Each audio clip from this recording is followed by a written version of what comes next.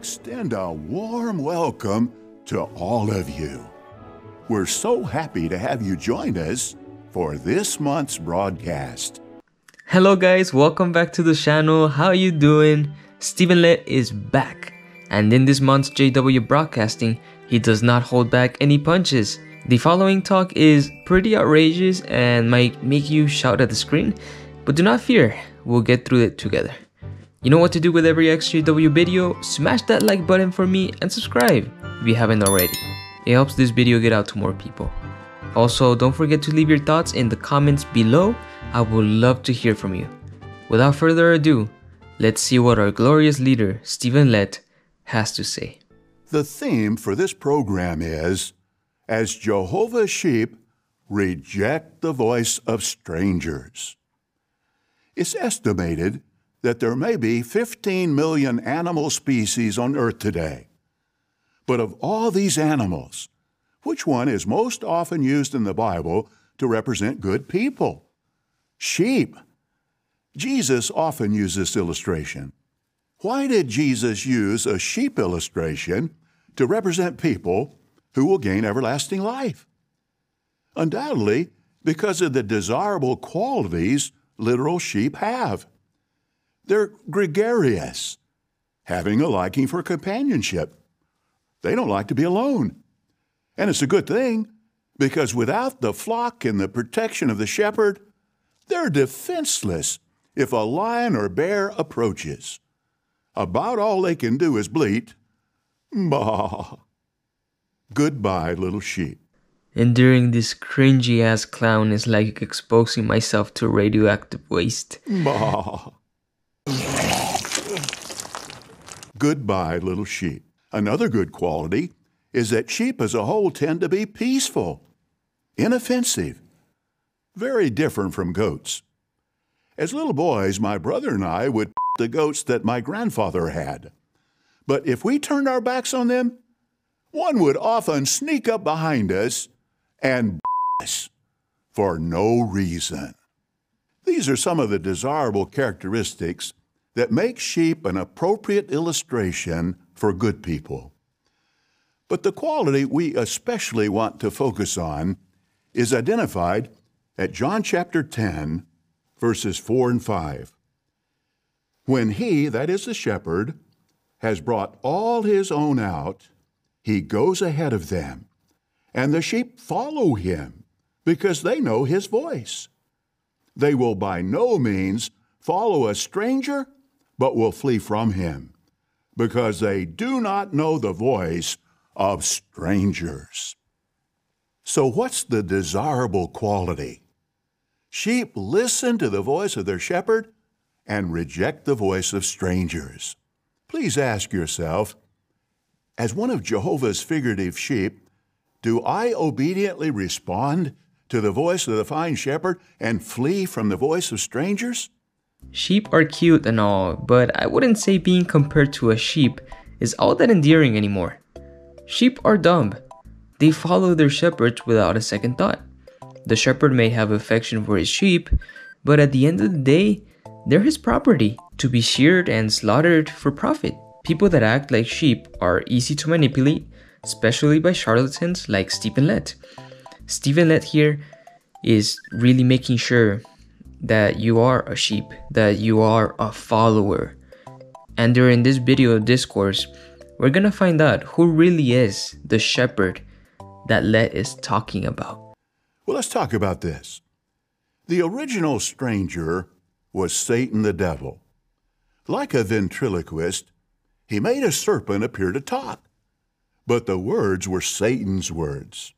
Satan thereby used his voice to slander Jehovah and deceive Eve. Today, Satan continues his work as an evil ventriloquist using not serpents, but human puppets to enunciate his voice, these acting as his agents, either wittingly or unwittingly. If it's not clear by now, Stephen Lett is making a distinction of black and white form of thinking that he wants his followers to achieve, this us versus them mentality, right? So we have one side, which is the servants of Jehovah, The other side is people that are controlled by Satan. Basically, they are Satan's puppets, either willingly or unwillingly. So in Stephen Lett's mind, basically everyone who's not a Jehovah's Witness is under the control of Satan, the entire world. To Stephen Lett, it doesn't matter what type of person we're talking about. It only matters if they are against him or for him, really. So even good people in Stephen Lett's mind can be a puppet of Satan if they say something against them, basically. So this is very clear imagery. Satan's puppet, I mean, it doesn't get worse than that.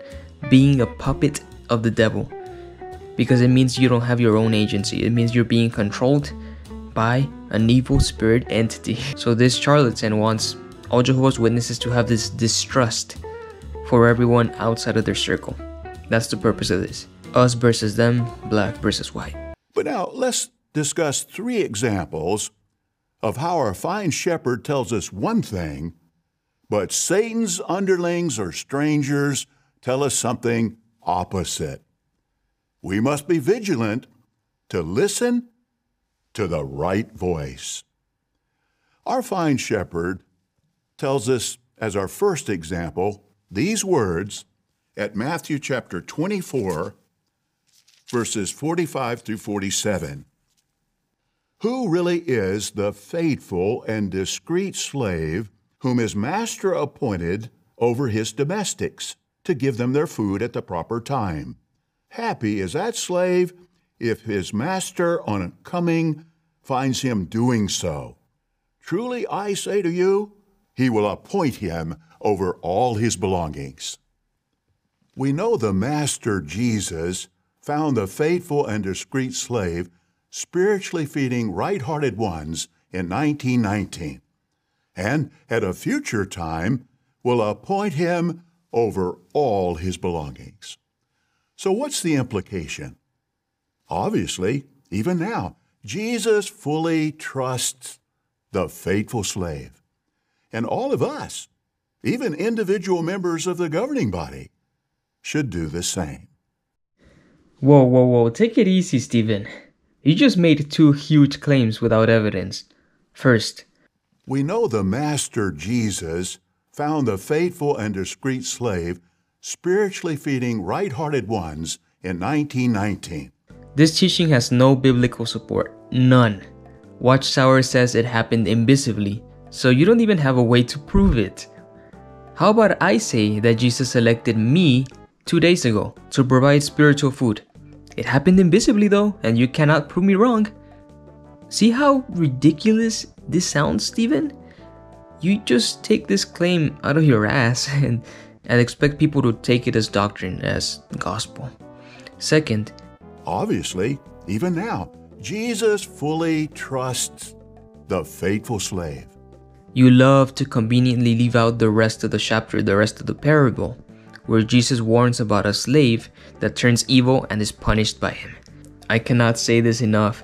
This is not a prophecy, it's a parable, just like the prodigal son and the parable of the sheep and the goats. A parable is a made-up story that is designed to teach a lesson. It's not a prophecy. Jesus warned his followers against abusing their authority over others. That's it. That's the lesson. It's not a text that predicted the existence of the governing body. Also notice how Stephen talks of himself as also being under the authority of the faithful slave. Stephen, you are part of the slave. You are 1/8 of this governing body, along with 7 other clowns. You cannot claim to be under the slave if you are the slave. That's not how authority works, Stephen. This is the first time in this video, and it's gonna happen a lot, that Let mentions Jesus only to inspire obedience to himself. If Jesus trusts the slave, so should you. Fuck off. But what does the voice of strangers say on this subject? Don't trust the faithful slave. He will mislead you. And who often have the loudest voice promoting this false message? Apostates. Hebrews 13:9 labels false messages as strange teachings. Yes, they are the teachings of strangers. Some examples of their strange teachings are that the faithful slave protects pedophiles, or that slave will exploit you so they can live lives of luxury. Those are both bald-faced lies. Does the governing body protect pedophiles? Yes, and we have evidence for this. The Australian Royal Commission in 2015 revealed that the branch office of Australia failed to report over 1,006 sexual abuse cases to the police during the span of about 60 years.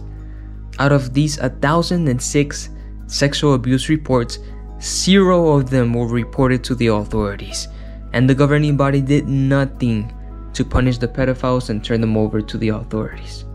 Nothing. These are not apostate lies, Stephen. There's official court documents you can look up. Dear viewer, below in the description I'll provide you with links for further reading, so you can check for yourself who's telling the truth. The Watchtower, under the direction of the governing body, definitely protects pedophiles, because the policies they keep upholding offer predators easy ways to avoid justice. In case you are not too familiar with this topic, dear viewer, let me mention it briefly for you. Watchtower judicial committees in individual congregations uphold what is called the two-witness rule. That is, for a member of a congregation to be considered guilty of a serious sin, there must be 2 people who witness the sin, or a confession from the perpetrator. Now, at first glance, this might seem like a measure to avoid false accusations and slander, but the thing is, the nature of child abuse is private. It does not happen in sight of others. So a child that brings up an accusation against his or her abuser is missing a second witness, and the case is dropped. The two-witness rule makes no sense when it comes to child abuse. It protects the abuser. And Watchtower has been very stubborn, and they refuse to change this rule. And they have the power to do so. They could even have biblical support for it, but they refuse to. And like we saw in the Australian Royal Commission, more often than not, the elders who are aware of the abuse accusations fail to report the abuse to the authorities, therefore allowing the pedophile to hurt more children. It's a disgusting policy that has ruined thousands of lives. And this clown dares to sit in front of a camera and lie to his sheep. He also has the audacity to deny he is financially exploiting his sheep while wearing this. Sure, the governing body doesn't accumulate wealth at the level of mega church pastors like Kenneth Copeland, but they do live blatant lives of comfort while encouraging the sheep to donate their assets to them. These charlatans live in a lakeside retreat, eat the best food, enjoy quality health care, and fly first class to anywhere in the world. It seems like a life of luxury to me. Acts 20:30 says that apostates speak twisted things. They do this in order to draw God's sheep away and make them followers of themselves. Watchtower constantly paints apostates as a sort of centralized group, wanting to gain a following for themselves.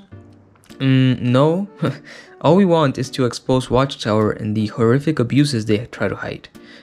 Apostates are not a unified group with someone leading them, with a codified set of beliefs. We come in all colors. Some ExJWs believe in God, others don't. Some remain Christian, some left Christianity altogether. If you follow the channel, that's cool and all, thank you, but you don't need to follow me. I'm just an anonymous voice of reason to help Jehovah's Witnesses escape the control of charlatans like Stephen Lett. That's it. Something that's twisted is bent out of shape or distorted. They speak twisted things by leaving out vital details, taking things out of context, or in some other way manipulating a truth into a lie or into a misleading half-truth. 2 Peter 2:3 says, "They will greedily exploit you with counterfeit words." A counterfeit is something that's carefully designed to look like the real thing. Take, for example, counterfeit money. It might look genuine, but it's fake and thus worthless. If we're deceived into accepting it, we'll lose money. But if we're deceived into accepting the counterfeit words of apostates, we'll lose our life. Did this motherfucker just threaten his sheep with death? For looking at outside information? We'll lose our life. Bah! Goodbye, little sheep. And apostates will give us absolutely nothing of value in exchange. Can you imagine really needing a loving sheep and asking apostates to give you one? Similarly, we must be careful about believing everything presented in the media about Jehovah's organization. Remember, the media is commonly motivated by prejudice, hatred, and a desire for profit. Yeah, except when the media praises you, right? You're glad to repost your comments on your website. So Satan only controls the media when they say negative things about you? False and exaggerated news reports are very common.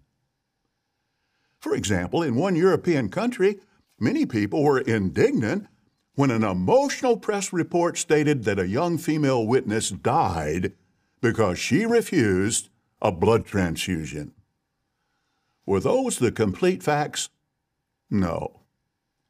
The patient refused a blood transfusion on religious grounds, but she did agree to alternative non-blood medical management.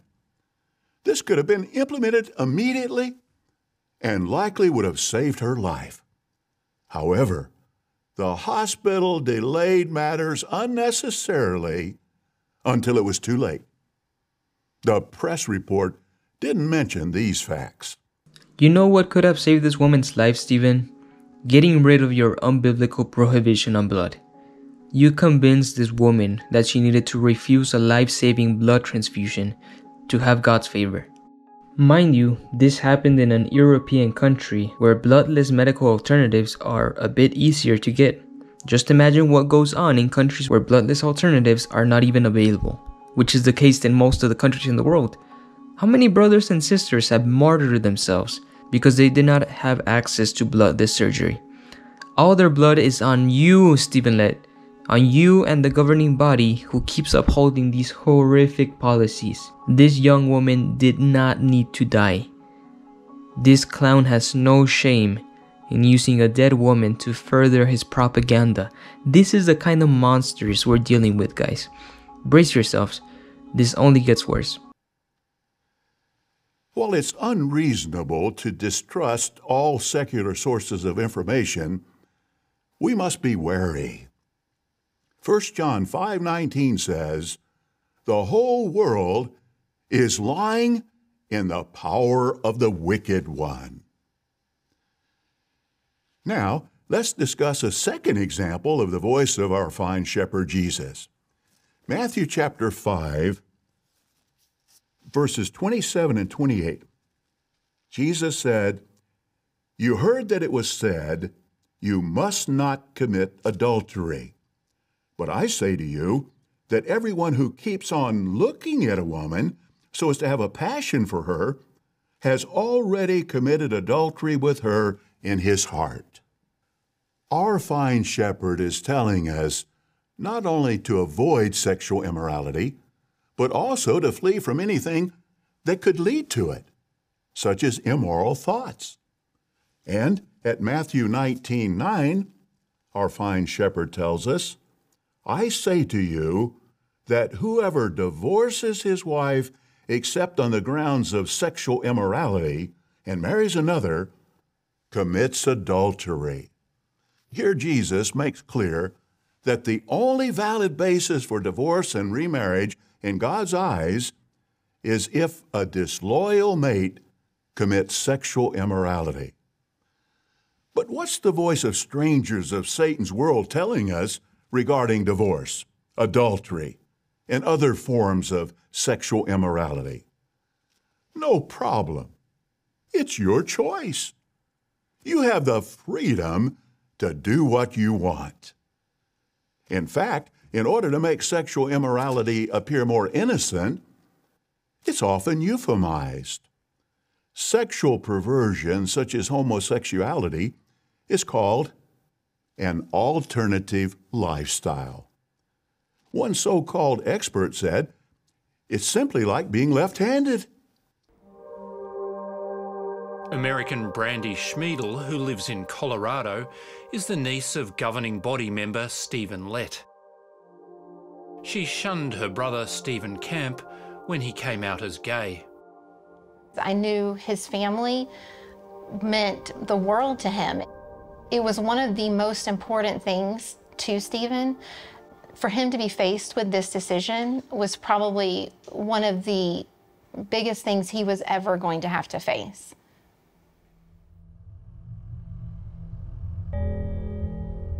After 5 agonising years, Brandy privately resumed contact with her brother, but the rest of the family continued to shun him. In 2020, he committed suicide, leaving these instructions for his funeral. Things I don't want. The mention of religion or JWs talked about upon my passing. They were the source of where this all began. It was one of the most important things in his life was his family and his friends, and he lost both. Soon after Stephen's death, his uncle, Stephen Lett, gave this address about the impending apocalypse. There will be many others who will come back who will have to abandon their former way of life. I was thinking, as an example, a homosexual. Now, this former homosexual comes back in the resurrection, and he really thought, and he was taught, and he came to believe that God accepted him with that lifestyle. But now he's going to learn about Jehovah's moral standards. Let me remind you that Stephen Lett's nephew, also named Stephen, was a homosexual. He was disfellowshipped, shunned by his family, and later took his own life. His uncle is now calling him a sexual pervert. This man has no soul. Pornography is called adult entertainment. Adulterous betrayal of one's marriage mate is called having an affair. Many call getting married old-fashioned and see nothing wrong with living together without marriage. And this world's media is very skillful at presenting something bad as good. For example, in a movie, a female character might be portrayed as having a husband who is abusive. You like the woman, and you want her to find happiness. Then a handsome man starts working in her office, and he's so nice to her. There's an attraction between them, and the budding romance is presented as something good. Soft background music makes it hard to consider her course to be bad. It's easy to keep watching and hope she leaves her marriage mate and runs off with her workmate. And usually that's what happens. So easily we can forget that Jehovah and Jesus hate adultery and unscriptural divorce. Notice how Stephen doesn't condemn the abusive husband in this story. All the blame is placed upon the woman for looking for love elsewhere. Sadly, this story repeats itself in real life countless times. JW women are not allowed to divorce their husbands, even if they're being physically abused. This pushes women to endure horrific domestic violence because if they get unscripturally divorced, they'll be disfellowshipped and shunned by their families.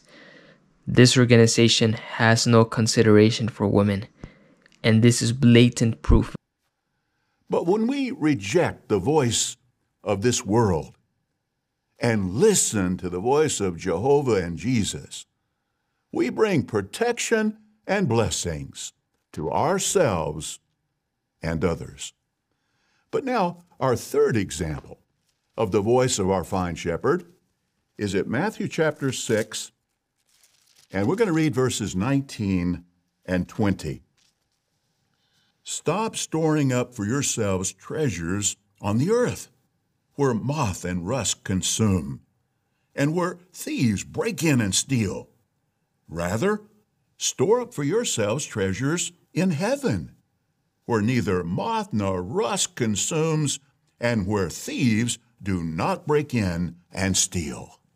We're told that our focus should be on spiritual things and not on physical things. And this is especially true when thinking about where we are in the stream of time, in the final part of the final part of the last days. Ha! He did it again. I thought he would try to distance himself from his outrageous comments made back in 2020, but this maniac has fully embraced his own Kool-Aid. He indulges on his own fear-mongering. He gets off it. The delusion levels are off the charts. So the events unfolding around us are making clearer than ever that You're we're living in the final part of the last days. Of the last days, Undoubtedly the final part of the final part of the final part of the last Shortly days. before Shortly the last before day of the last the days. last day of the last days. Fucking kill me. But what's the voice of strangers of this world on this subject? Exert yourself vigorously to acquire material possessions. Pursue things that will make your life comfortable, because that is what will bring you happiness. The question is, to whom are we listening? Jehovah and Jesus tell us to be content now with a spiritual paradise, and to concentrate on our life-saving preaching work, and that they will provide a physical paradise later. 1 Peter 2:11 indicates that we should view ourselves as temporary residents who are just passing through this old system and headed for the real life in the new world. The same tired old message. Live with the bare minimum so you can give the rest of your resources and times to Watchtower. Well, I live in this beautiful lakeside retreat. Jesus said that you cannot be his disciple unless you give up everything you own. Clearly, Stephen, you are not following the voice of your own shepherd. What's going on here? Well, if we think of ourselves just as temporary residents in this old system, it'll be a real protection against the materialism that is promoted by the voice of strangers. We've now discussed 3 examples of Jesus' voice. Number 1, trust the faithful and discreet slave. 2, reject sexual immorality and unscriptural divorce. 3, focus on storing up spiritual treasures rather than material treasures. Of course, there are many other examples of these 2 different voices, but may we all be vigilant to listen to the right voice. Of Jesus, Jehovah himself said, "This is my Son, the beloved, whom I have approved. Listen to him." But in order to do so obediently as Jehovah's sheep, we must reject the voice of strangers. Throughout this talk, Stephen makes very clear that listening to Jesus Christ himself means listening to them. They only mention Jesus to impose their own authority. He has become like a tool in a watchtower's hand to beat the sheep into submission. They are the shepherds, and Jesus is just the rod. I'm not even a Christian anymore, but the treatment this religion gives to the character of Jesus is pretty awful, I would say. And if you are still a believer, if you are still a Christian, I think you would probably be more incensed by this than me. But it's awful. In my opinion, this has been the cultiest, most manipulated talk ever released on JW Broadcasting. It had everything: bashing on apostates, bashing on gays, people dying thanks to the blood doctrine, domestic violence, Armageddon fear-mongering, and just outright lies. And no one better to deliver this talk than the most delusional member of the governing body, Stephen Lett, the Marshall Applewhite of Watchtower. Even though this talk was awful propaganda that will probably sink a few pennies deeper into the cult, I'm actually happy it was released. It shows us that Watchtower is clearly on panic mode, damage control mode. They know more and more witnesses are finding out the truth and leaving the organization. They're very aware of the serious accusations made against them. And the fact that Stephen mentioned the accusations of protecting pedophiles, mwah, chef's kiss. It was perfect. This will surely catch the attention of many witnesses, and curiosity might push them to make further research. And you know what the best part is? This broadcast will be translated to hundreds of languages. So even brothers and sisters in faraway lands who are disconnected from Western media and not even aware of the pedophile accusations might raise their eyebrows and wonder, yo, what's going on here? Why did Stephen Lett need to bring this up? Is he hiding something? This glorious clown is inadvertently waking up more people than I ever could on my own. And hopefully those curious sheep will find themselves on this channel or any of the other excellent ExJW channels out there and find freedom from Watchtower. Thank you guys so much for supporting my activism. Let me know your thoughts below and stay tuned for future videos. We're not done reviewing this JW broadcasting, so smash that subscribe button to keep in touch. I wish you a wonderful day, guys, and we'll see you next time. Bah.